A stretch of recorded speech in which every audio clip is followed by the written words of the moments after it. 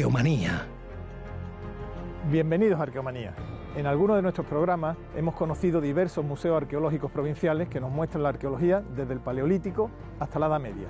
Pero existe también una tendencia de enfocar estos museos de manera temática, es decir, abordando solo un periodo histórico de una manera profunda y exhaustiva. Es el caso del Museo Íbero de Jaén, que nos va a permitir conocer uno de los periodos más apasionantes de nuestra historia, el mundo íbero. Bienvenidos a Arqueomanía.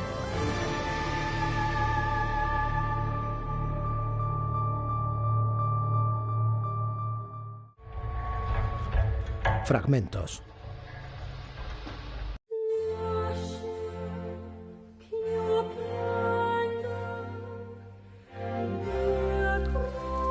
La denominada cornisa cantábrica alberga en sus cuevas una de las más elevadas expresiones de arte rupestre que pueden llegar a ser contempladas en nuestro planeta.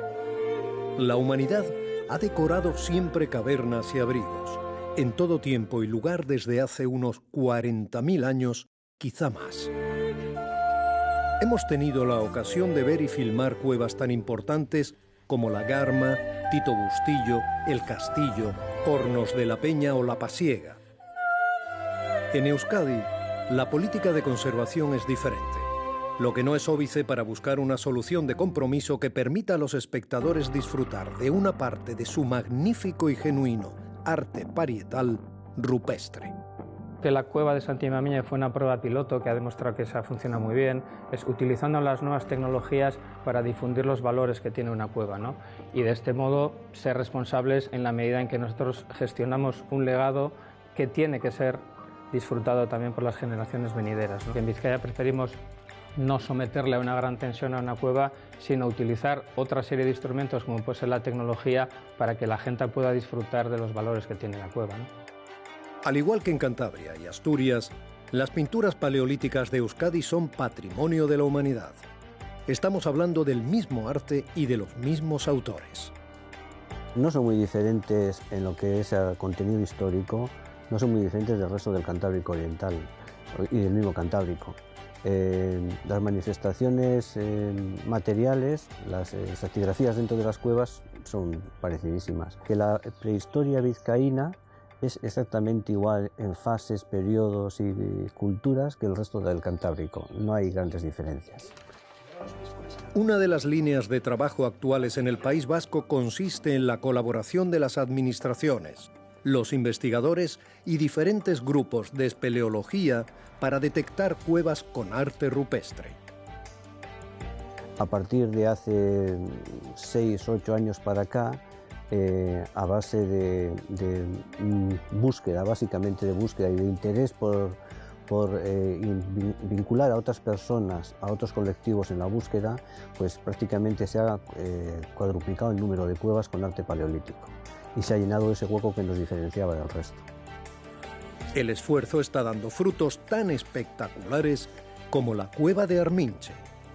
En 2016, en el mismo casco urbano de Lekeitio, en Vizcaya, los grupos espeleológicos Hades de Guernica y Ajiri localizaron una de las mejores muestras de grabado magdaleniense de la península. El 1 de mayo del año pasado volvió a reabrir la cueva, de tal manera que en el primer día y en los primeros pasos se dieron cuenta de que además de encontrar la cueva habían encontrado probablemente el santuario de arte rupestre grabado más importante del Cantábrico. El panel principal, que se encuentra en una zona abovedada, presenta un repertorio de 18 caballos, 5 caprinos, 2 bisontes y, sobre todo, lo que la convierte en singular, 2 leones. Estos 2 felinos son una rareza, aunque felinos también hay en la cueva de Tito Bustillo, pintados en este caso, no grabados. Los autores de los grabados emplearon una técnica peculiar, de microdesconches para plasmar su delicada obra. También puede contemplarse una figura simbólica, abstracta, grabada con la misma técnica. En Vizcaya se reconoce el paisaje norteño de rías, bosques tupidos y verdes eternos. A unos 20 kilómetros de Lekeitio se encuentra Cortezubi, término municipal en el que se halla la cueva de Santimamiñe, de San Mamés. Se trata del santuario rupestre por antonomasia de Euskadi. Es una cueva que está dentro de un sistema kárstico y está creada por el agua. Son 365 metros de galería con una zona abierta y otra zona cerrada, no tiene salida. La cueva de Santi Mamiñe, en mi opinión, es un icono. Por supuesto que para la investigación, pero también por la significación que tiene en el territorio, ya no solo en Vizcaya, sino que yo hablaría de lo que puede ser la Comunidad Vasca y el Estado. La cueva en sí, la cavidad, no tiene una fecha de descubrimiento, lo que tiene una fecha de descubrimiento son las pinturas. Y eso ocurre en 1916, cuando un grupo de niños entran en la cueva con la intención de hacer una trastadilla, pero eso se complica y a 70 metros de la entrada arrancan unas estalactitas y descubren lo que hoy en día denominamos el santuario rupestre, un camarín con medio centenar de pinturas del periodo magdaleniense. En un primer momento, después del descubrimiento de las pinturas, ya la Diputación Foral de Vizcaya, que es la que siempre ha gestionado la cueva desde ese momento, envía a 2 funcionarios de monumentos históricos a hacer un estudio de las pinturas. A partir de ahí, las pinturas son auténticas, son del periodo que comentaba, el periodo magdaleniense. Será Henri Breil, el prehistoriador francés, el que las date. Y posteriormente pues ya comienzan las primeras visitas turísticas en los años 20. Como hemos tenido ocasión de comprobar, la cueva de Santi Mamiñe es visitable en parte con un sistema apoyado en las nuevas tecnologías. La realidad virtual es un soporte para comprender bien el exquisito repertorio de arte rupestre que alberga. Nosotros en 1 hora y media lo que hacemos es enseñar el yacimiento arqueológico, que es uno de los más potentes de Vizcaya, con lo cual hay un contenido amplio arqueológico, de temas de prehistoria, datos históricos y demás, pero también aprovechamos para enseñar el vestíbulo de la cueva y que los visitantes sean conscientes de la enfermedad de la cueva, ¿no? que se ve perfectamente en el vestíbulo. Y luego damos otra propuesta, otra manera distinta de enseñar la cueva, que es la cueva virtual. Los bisontes son de una naturalidad asombrosa. Se pueden ver en diferentes paneles y orientaciones. Aquí hay pintura y grabado. Entonces, el grabado a base de buril es un grabado muy suave, muy poco profundo. Y después lo que hay, casi todo lo que está pintado con carbón. La entrada de la cueva se está excavando. Al tratarse de un yacimiento sobre el que se ha trabajado en diferentes épocas, es fundamental que los análisis actuales vengan a poner en situación las ideas preconcebidas. De un tiempo acá, que ya van a ser casi 15 años, la Diputación de Vizcaya puso en marcha un proyecto de reestudio de las cuevas que habían sido excavadas o sondeadas en el siglo XX, sobre todo las realizadas antes de la Guerra Civil por el padre Barandierán, Aranzadi y Aguren. Fruto de esta labor de investigación fue el avance que se hizo en la cueva de Santi Mamiñe en términos de investigación y los nuevos descubrimientos que se hicieron primero en Ascondo, en Mañaria, que rompía un poco aquella tradición investigadora de que parecía que el arte paleolítico fundamentalmente tenía su manifestación en la costa, digamos, en las zonas costeras, ¿no?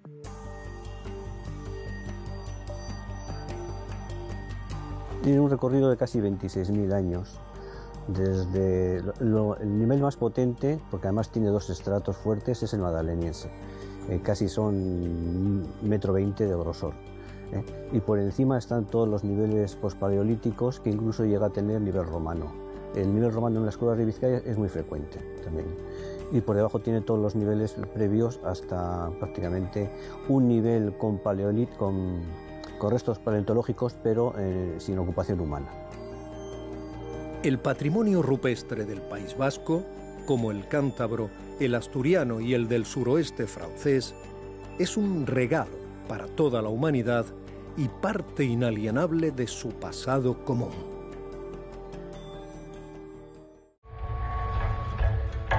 Paisajes arqueológicos.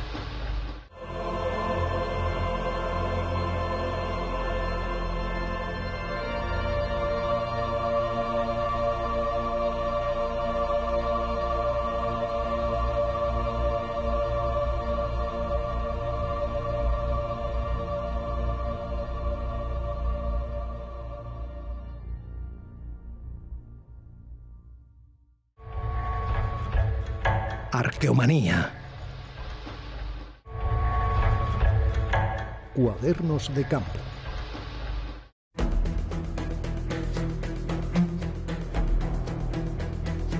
En el corazón de una feraz llanura, regada por el canal del Urgel, se encuentra la localidad leridana de Arbeca, famosa por ser la cuna del arbequino, la variedad de olivo que produce el aceite más afrutado. Pero el sorprendente descubrimiento de una fortaleza íbera, allá por los años 70 del pasado siglo, bautizada como el Vilars por la toponimia del lugar, la colocó entre las ciudades con un patrimonio arqueológico ibérico más destacada. El Vilars presenta un buen estado de conservación y su planta circular, fuertemente amurallada y que gira sobre un gran pozo central, traza un dibujo en el paisaje que asombra e intriga. ¿Por qué ese diseño arquitectónico, esas fuertes murallas, esos fosos desproporcionados? Hoy conoceremos el yacimiento de la mano de Émile Junyent, catedrático de Prehistoria de la Universidad de Lérida y director de las excavaciones desde su descubrimiento. Estamos en la primera edad del hierro, en los tiempos anteriores a la civilización ibérica, en el siglo VIII, y aquí tenemos una fortificación que se instala de una forma ostentosa en el llano, rompiendo de entrada el esquema habitual y el patrón habitual, que sería ocupar los lugares elevados. Quiere decir que por lo que sea quisieron estar exactamente aquí, aunque no estaban ni en altura y además tenían que traer la piedra de lejos, ¿no? ¿Por qué aquí? Pueden construir la fortificación tal y como la han pensado. Previamente se ha dibujado y sobre el terreno, con estacas y cuerdas, se han podido situar de forma equidistante las torres. La fortaleza nace entonces en el Hierro, en el siglo VIII a.C. ¿Hasta cuándo se prolonga y cuál es su apogeo en el tiempo? Aproximadamente durante unos 450 años. Se abandona en torno al 300 y se convierte en un yacimiento clave que nos permite ver las profundas transformaciones que tienen lugar entre la primera edad del Hierro, la etapa ibérica antigua, y la etapa ibérica plena hasta llegar en torno al 300, que la fortificación se abandona. ¿Por qué se abandona? No tenemos la razón. Yo creo que quizá es multicausal, pero fundamentalmente yo entiendo que es que la fortificación responde a un contexto social, político, económico, de pequeñas unidades territoriales en las que están presididas por fortificaciones. Esos pequeños territorios, esos pequeños caudillajes que ocupan estas fortificaciones, no tienen, esa realidad no tiene absolutamente nada que ver con lo que pasará en el siglo III o ya desde el siglo IV, en el que el territorio de la Largeta ha evolucionado hacia estructuras políticas. Lo que será el Estado arcaico es una fortificación que nace exhibiéndose y es una fortificación que crece desmesuradamente, hiperatrofiada. Las estructuras funcionan desde un punto de vista militar, pero siempre hay un plus de exhibición, de teatralidad, de ostentación de poder. Si no, no se entiende que más del 80% de la superficie construida lo estén ocupando precisamente las defensas. La primera fortificación, la construida en el siglo VIII, es una fortificación que está defendida por una muralla torreada. Es lo que nosotros llamamos Vilascero. En la fase siguiente, ya entrando en el siglo VII, se construye una barrera de piedras hincadas, el campo frisio, alrededor de la fortificación. Mientras tanto, la muralla va creciendo. En el mundo ibérico no hay campos frisios. Los campos frisios, las piedras hincadas, son características de toda la Hispania céltica y los castros. Las piedras hincadas lo que hacen es proteger la fortificación, impedir la movilidad a pie de murallas, convertir al atacante en un objetivo fácil para el defensor. Las dimensiones de la fortaleza nos sorprenden. Muro de 6 metros de ancho, con casi 9 metros de altura y con 14 torreones, todo ello rodeado por un gran foso de más de 20 metros de ancho y con una profundidad media de unos 4 metros. Las afiladas defensas del campo frisio aún se recortan amenazantes. Demasiado artefacto militar para una ciudadela de apenas 60 metros de diámetro y habitadas por unas 150 personas. ¿Por qué? Pues probablemente solo la representación del poder podría justificar tamaña ostentación.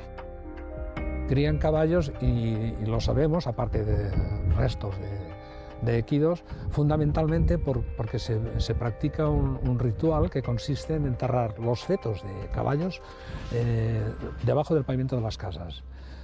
Es atractivo y sugerente ver que hacen lo mismo que con los críos. El ritual este ha de tener como destinatario algún tipo de divinidad que hemos de creer que sea protectora, bien de la fecundidad, protectora de los rebaños, pero evidentemente asociada a los caballos. Aquí hemos de pensar que son agricultores y pasarían mucho más tiempo con el arado en la mano que no con la espada. Y esta fortificación hay un momento en el que obviamente no solo se exhibe, sino que siente algún tipo de amenaza, porque si no, no se explica la construcción del pozo cisterna. El agua la tienen próxima, la tienen en el curso que alimenta el sistema de fosos inundables, la tienen en las balsas más profundas que hay en el propio foso, y en cambio el agua la quieren dentro. Y tenerla dentro supone una obra monumental, como es el pozo cisterna, y supone sacrificar un espacio importante en un recinto muy pequeño. Es evidente que esta gente... Y luego, claro... Y acumular agua para, en caso de asedio, poder resistir. Claro. Y eso coincide además con el diseño de la rampa fortificada de acceso a la puerta, en la que vemos claramente el paso de un sistema, de una concepción de defensa pasiva a la necesidad de hacer posible el contraataque. Las excavaciones en el Vilars aún continúan y los descubrimientos se sucederán en el tiempo. Existen otros fosos exteriores que incrementarían la monumentalidad de la fortaleza y su necrópolis, además, aún no ha sido descubierta, lo que supone todo un reto para los arqueólogos que la investigan.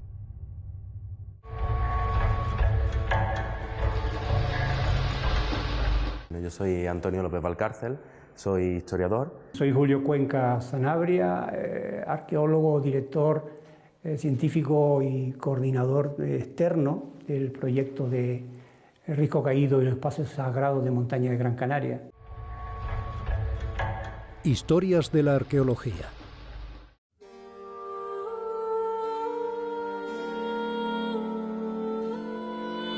El arquitecto, escenógrafo Boris Mika ha llevado a cabo una interesante obra en nuestro país y fuera de él. En el caso de la arqueología, en la actualidad, interviene el Museo Arqueológico de Estambul y ha creado otros espacios expositivos como el Arcua de Cartagena, el Museo de Arqueología Subacuática, o los Museos Arqueológicos de Almería y Alicante, por poner algunos ejemplos. Se le tiene por un creador genuino.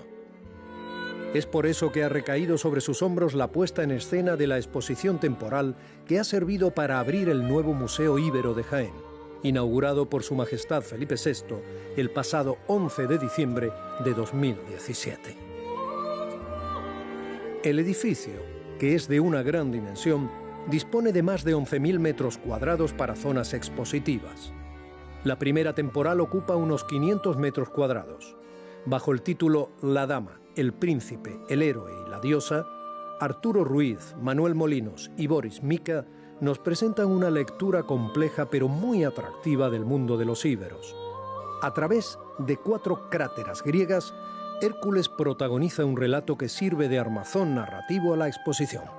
Teníamos una narración que contar, había surgido esa idea con las cráteras halladas en el 2010 en Piquía, en la necrópolis de Piquía, eran unas cráteras griegas espléndidas, y decidimos que, como contaban una historia que los iberos habían, al reunir las cráteras, creían en ella, hacer una especie de juego de lenguajes entre lo que nos contaban las cráteras griegas y lo que tenía que ser para el mundo ibérico los personajes que fuimos diseccionando de las cráteras, que eran un personaje que era un príncipe, otro personaje era una dama, otro el héroe y, por supuesto, la diosa. Entonces, con esos 4 elementos es como pensamos la exposición, contar cómo se construía la ideología aristocrática, la ideología del poder en ese momento, a partir de estos 4 personajes, de tal manera que cada uno aislado tuviera un peso específico en la exposición, pero que todos ellos se compenetraran, se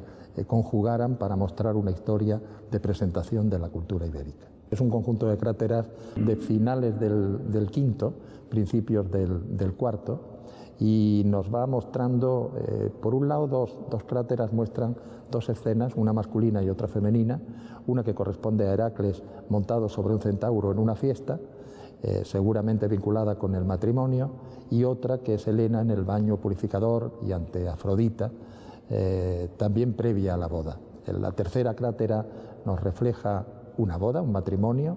En este caso hay una licencia por parte de quien vende las cráteras, porque el personaje no parece que sea Heracles, o es Paris o es Apolo, y la mujer sí que parece que es Helena. Y la cuarta crátera, que es una crátera espectacular, yo creo que de lo mejor que hay ahora mismo en cerámica griega en España, es una heroización de Heracles, que además la crátera a la vuelta no tiene los típicos personajes que aparecen en las cráteras griegas, que son siempre tres personajes en la palestra o tres jóvenes, sino que nos muestra de nuevo la continuidad de la heroización de la historia de Heracles, esta vez en el Olimpo, con personajes como Zeus o como Palas Atenea. La presencia fenicia en el Mediterráneo homogeniza de alguna forma los personajes que van a llegar hasta las cráteras de Piquía, porque Heracles, no olvidemos que está muy relacionado con Melcar, no olvidemos que también hay un Gilgamesh que está funcionando en Albacete a través del monumento de Pozomoro. Es decir, que este mundo de los héroes es un mundo que se comparte en todo el Mediterráneo como si fuera una auténtica coinea. A lo largo del recorrido de la exposición temporal van apareciendo piezas que pueden contemplarse en toda su dimensión, mirarse desde el envés y el revés. El 40% de las 500 piezas expuestas no se había exhibido nunca. La tumba de Piquía o la de Mollina son un buen ejemplo. La exposición se ocupa de aspectos como la religión mistérica, los linajes femeninos o los héroes. Nosotros sabemos que en la época ibérica, cuando Aníbal casa con Imilce, el padre Imilce da una dote a su hija para el matrimonio. Bueno, esa dote no es inocente, porque las dotes, según hemos comprobado en muchas partes del Mediterráneo, no pasan a constituir bienes gananciales, una comunidad de bienes entre el matrimonio, sino que se mantienen separadas y se juntan en el heredero. Y eso nos indica que el papel de la mujer es un papel mucho más significativo del que habíamos sospechado hasta ahora. Hasta hace muy poco tiempo, cuando aparecían este tipo de esculturas, el debate siempre era si eran diosas o damas. Y yo creo que era por una especie de... los arqueólogos estaban dispuestos a aceptar que la mujer como diosa tenía una gran importancia, pero les costaba mucho más trabajo asimilar que la dama como mujer real, pues tenía un gran peso en el mundo de los iberos. Hoy sabemos, gracias al trabajo interesantísimo del último año de muchísimas arqueólogas, fundamentalmente arqueólogas, que han estado trabajando en el concepto de la mujer, la dama, en el mundo ibérico, pues sabemos que su papel es central. Es central y en algunos casos sabemos que son la garantía del linaje. Los exvotos a la diosa y las ofrendas de grano resultan apabullantes en el viejo mundo de los íberos. En la vitrina, en este caso de la diosa, queríamos simbolizar esa multiplicidad de ofrendas que se realizan a la diosa en diferentes tipologías de asentamientos, fundamentalmente el asentamiento en cueva, y uno de los elementos que hemos identificado muy recientemente en una invitación prácticamente aún en curso es un depósito de semillas que claramente eran ofrendadas a la diosa, contenidas en recipientes cerámicos o en contenedores de esparto. Mientras está la diosa mistérica, la diosa de la fertilidad, esa diosa que nos recuerda a Astarte o a Afrodita, que viene a durar durante el siglo VI-V, es una diosa mistérica y sobre todo de ritos aristocráticos. Solo, digamos que el encuentro lo tiene con el aristócrata. Pero a partir del tercero las ofrendas nos están diciendo que toda la sociedad accede a una relación directa con la diosa a través de una multitud de ofrendas. El proceso de redacción de los textos de los paneles merece una parte. Cuando Boris Mika, que es la empresa que se encargó de la exposición, vio los textos que yo había escrito, dijo, bueno, son textos muy interesantes, pero sería interesante también que algún experto en el ámbito literario y sobre todo en la novela histórica, como Juan Eslava, que había colaborado con él en algún otro proyecto anterior los tamizara, los hiciera más asequibles a un público general. Y bueno, se da la circunstancia de que yo era y he sido compañero de Juan Eslava en el bachiller y estábamos en el mismo curso, lo cual, pues, cuando me dijo eso dije, no te preocupes que yo hablo con Juan. Y efectivamente Juan fue muy amable y en el momento en que le dije eso, me dijo, mándame los textos y los negociamos, ¿eh? El mundo íbero era un gran desconocido y Arturo Ruiz y Manuel Molinos lo han llevado al nivel de difusión y conocimiento del que disfruta hoy, con el soporte de la Universidad de Jaén y de una más que razonable comprensión social del fenómeno. En algunas etapas del régimen de Franco los iberos prácticamente desaparecieron porque de repente parecía como si todos nos hubiésemos vuelto celtas y el papel de los iberos fue minimizado durante mucho tiempo, de tal manera como fuera una especie de castigo histórico a esa cultura que hoy se revela